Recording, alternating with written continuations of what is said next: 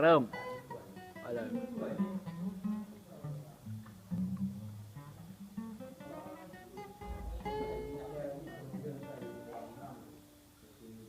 ยกไป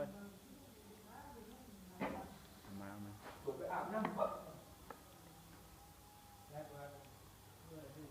อ่ะเราบอก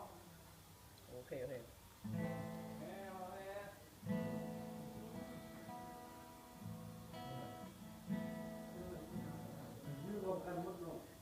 สิ่งที่ใจเจ้านั้นยืนติดก็เพียงไอ้ดีที่เจ้าต้องทุกข์ทนและจะต้องเสียน้ำตาให้คนหนึ่งคนและบอกมีผลให้เขาเสียใจสิ่งที่ใจเจ้านั้นเทอยู่จะไม่กูปวดเจ็บสักเท่าใดแต่ยิ่งจะซ้ำจะก็ยิ่งจำไว้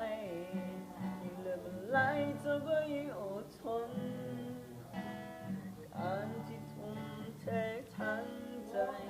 ให้ไปมันบ่มีค่าเลยได้แต่บอกให้หัวเอาไว้ว่าทั้งหัวใจที่เจ้าให้ไปมันบ่ได้มีความหมายเลยถ้าบ่อยากเจ็บก็ผิดไปหยุดก่อนนุ๊กหยุดบ่ได้มันเอินเป็นกับเช็ดมาคิดถึงมาก